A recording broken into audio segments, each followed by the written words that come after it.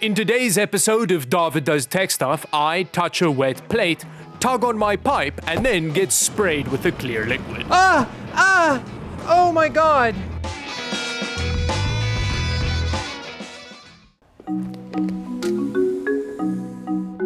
Now this is almost definitely a terrible idea, but hear me out. What if I use a water chiller to cool a graphics card that's power is measured in horsepower? I mean, that can only work really well, right?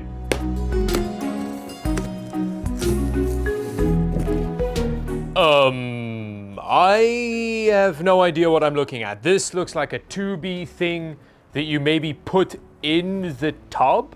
And then there's like a water filter in the line. And then finally on the other end of that is quite the pump. I thought the pump would have been built into it, but I guess that doesn't really matter. One thing that is concerning me here is the girth of the tubing. There are a bunch of other fittings in here which are also very clearly not PC liquid cooling grade. There's also what looks like an external power brick for, I'm guessing, the pump over here. A second pump for some reason, and then a little bit of plumbing fixture. Now basically what's gonna have to happen here is I have to see how all of these tubes connect to the actual chiller and see how easy that's gonna be to just convert into PC liquid cooling fittings and stuff. Because as it stands now, it's feeling a little bit intimidating.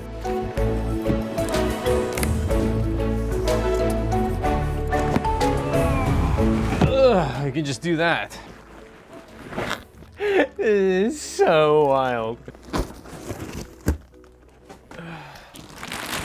This looks like a commercial AC unit. Okay, so it seems as though those white tubey bits go into there. So this might be really difficult to convert into something that'll work with PC component liquid cooling. But before we worry about specifics like whether or not we can hook up our massive chiller to a liquid cooling loop, let's get a baseline reading of an unassisted loop.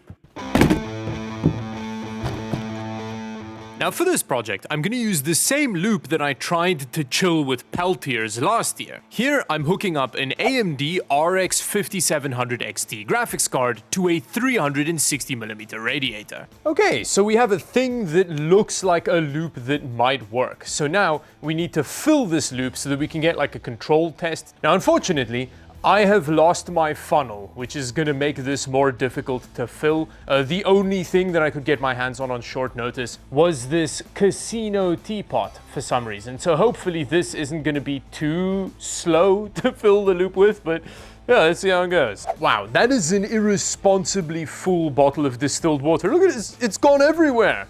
I just opened it.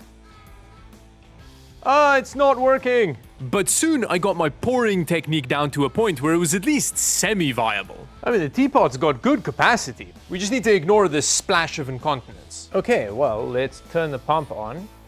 And apparently the tiny loop wasn't particularly thirsty, so we're good for now. Wow. It's already full, basically. And then all that was left to do was top up our loop, turn on the system, and then get straight into some Furmark GPU torture test action. Okay, so the GPU has been running at full load with our furry donut of death for about 25 minutes now. The temperature topped out ages ago, but I was just curious to see if it was going to keep climbing, but it's currently sitting at 54 degrees Celsius, which is, I mean, it's pretty good. I was expecting it to be lower than that, considering that we've got a 360mm radiator, and it's like minus 18 degrees Celsius in the office, for reasons that I'm not going to get into right now. But yeah, that is our baseline temperature. 54 degrees Celsius, and then about 70 degrees Celsius on the hot spot of the GPU.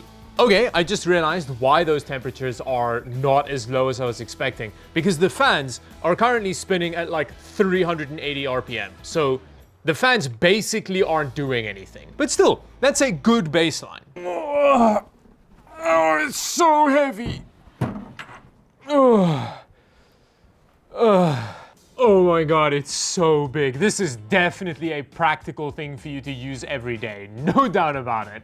Okay, so now that we have our baseline test, I think what I'm gonna do here is replace this radiator, like right at this point, with that massive thing. Now, the water chiller, like I mentioned earlier, does come with its own pumps, depending on how you want to run it, but I don't know how powerful that pump is, and I don't have like pump control for it, so I'm kind of worried about how it's going to interact with these components. So I'm initially going to try and use this D5 to move all of the water through.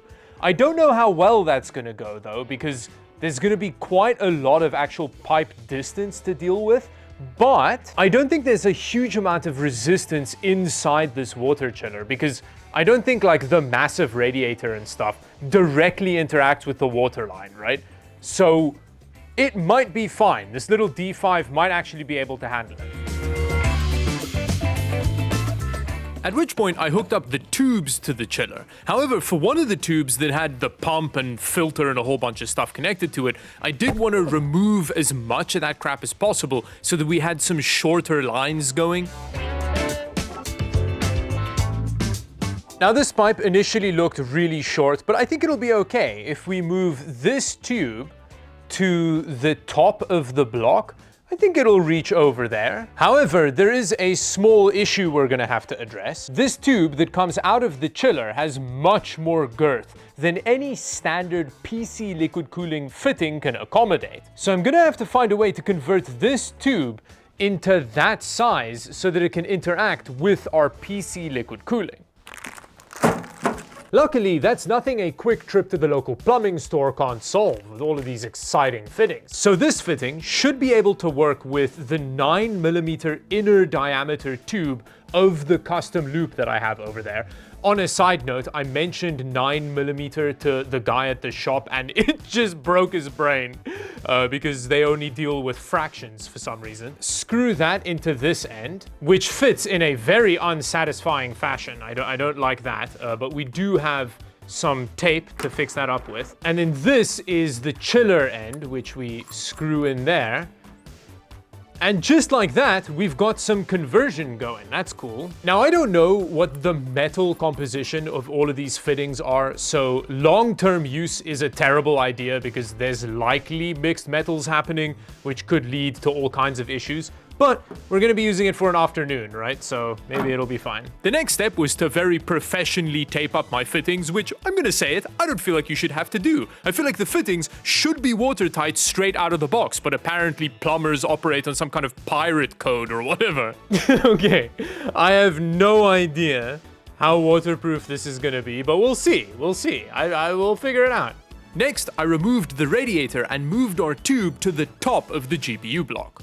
But now comes the moment of truth. We have to see if this dumbass unit fitting fits this normal smart unit pipe. Ooh. Okay, no, we're good. We're good. Yeah, there we go. Look at that, it looks so professional. Now the thing is, this one, it's not a big deal if this one leaks. However, with this one, it's a little bit bigger of a problem because, well, the power supply is right there, and I don't think power supplies and water go great together, but yeah, I'm sure it'll be fine. Ugh. Yeah, that has to be watertight. Look at that, it's so professional looking. Look at the little adapter and everything. I think this is gonna work. Which meant all that was left to do was fill up our loop. My 70-year-old geisha master will be proud of this pour. But the moment I fired up the pump, many problems started to rear their ugly heads. Oh, both the fittings are leaking. That's not good. Which then started a game of leak whack-a-mole. However, no matter how much tape in varying configurations I added to the fittings, they just wouldn't stop leaking. So I decided to keep powering ahead with filling the loop, which went very well. Oh, it's leaking here. What? Oh no. Now, my initial theory about where this leak came from was the temperature sensing fitting in the base of the pump. But when I replaced the temperature sensor with a solid plug, it turned out that the problem wasn't a leak, it was just my terrible pouring technique. We definitely didn't have water making direct contact with the power supply. At which point I just gave up trying to fix the leaks, put a plate down and hoped that now water wouldn't get near the power supply. There we go. Problem solved. Happy with my solution to what has to be noted were very slow leaks, I continued filling the loop, which took a suspicious amount of water. How is there this much air space in here? Come on. Eventually, I did get the loop full. However, I had to use almost all of my distilled water, which meant I had very little time to do this experiment before the leak started becoming a real problem. I have to do this as quickly as possible. That's leaking somehow. Okay, so I'm gonna plug the PC in. Anxiety building, I quickly plugged in the system, turned on the water chiller, which initially didn't seem to do anything, but I didn't have time to dwell on it. I just had to turn the system on and hope that I had dried the motherboard thoroughly enough to prevent catastrophe. Oh my god. The motherboard's not responding to inputs. That's not good. A few moments later. Oh, I unplugged the PC. Oh my god. Why would I do that to my heart? Once I plugged the PC in, it turned on, despite being surrounded by liters of uncontrolled water. That's on. This is leaking. Oh my god, the pump right next to the motherboard's leaking. And it quickly became clear, despite the chiller not making any noise, it was clearly doing something. Oh my god, the tubes are so cold. I think it's actually working. It's so quiet, though. And then, as though it heard me, it came roaring to life. Oh! Okay, that's more along the lines of what I was expecting. I just need to keep mopping up all the leaking and then we're good. And between all the mopping up, I got our furry donut of death running, which straight off the bat showed some serious gains. We're at 24 degrees Celsius, like it's way more effective than the radiator. So the liquid temperature on this is slowly working its way down. I have set it to 38. And as our liquid temperature dropped, so did our GPU temp, which bottomed out at 20 degrees Celsius. 32 is the lowest it'll go, and then it just sits at 40. I am not super impressed by this. Like 20 degrees Celsius is very low for a GPU, don't get me wrong. But 20 degrees Celsius with basically a full AC unit running at full tilt does not feel very impressive to me, especially considering that it sounds like a tractor being eaten by Ragnarok while it's running. That is a very noisy thing. Which meant it was finally time for me to splice in the big boy pump. So I literally just spliced the pump in here like that. The problem is I'm gonna have to do that while losing as little liquid as possible. A few moments later. Oh my god. Oh my god. I am a very, very, very stupid man. It's okay. In case you didn't know, Be Quiet keyboards are very resistant to splash. I'm just making that up. I don't know if they are. Luckily, screwing on the pump didn't introduce any additional problems. And just like that, we've got a new pump in the line. It's okay, that's one of the good things about PCs. They're very resistant to like water damage, you know? But mid-sarcastic comment, I noticed a potential disaster. Oh my god, I just realized this pump is going in the wrong direction. No, is it? Is it going in the wrong direction? Oh, never mind. Actually, by complete skill and very much on purpose, the pump happens to be going in the same direction this one's going. Okay, we're good, we're fine. All that was left to do was swap out my drip tray, turn on the PC, and we were in business. I'm gonna plug this pump in. Oh my god! What happened? Sorry PC, I'm gonna turn you off. I need paper towel. Oh my god, it just bukaked everywhere. Oh my god, there's water on, like the whole PC is covered in water. So the lesson that I learned there is this pump is really strong and I need to block this off. After I blocked it off, I turned the PC on and by some miracle, it was still fine. The PC is still fine. Apparently water does not affect electronics. I have this tube so that I can fill things if I need to, but I'm gonna hold it closed. Oh my god, that pump is so I think the pump is the horsepower thing because it is so powerful. Plug it in. Ah! Oh fuck, it just sprayed water all over me. Okay, I gotta hold this closed. Okay. 17.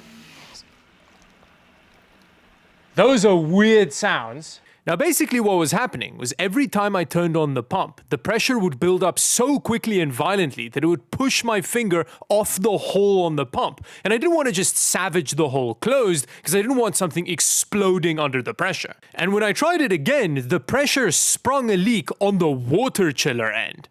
I feel like I'm on a pirate ship that's sinking. I decided to try one more time. Yeah, I don't know. I feel like I'm causing damage here. So with that, adding in the second pump briefly lost us like 4 degrees Celsius, but then things started exploding. So all of that stress and potential water damage to get a couple glorious seconds of 16 degrees Celsius on an RX 5700 XT. Which, I don't know, that seems completely worth it to me, which brings me to the end of the video. Thank you very much for watching. If you enjoyed this video, subscribe to the channel for more videos like this one, and until the next video, bye-bye.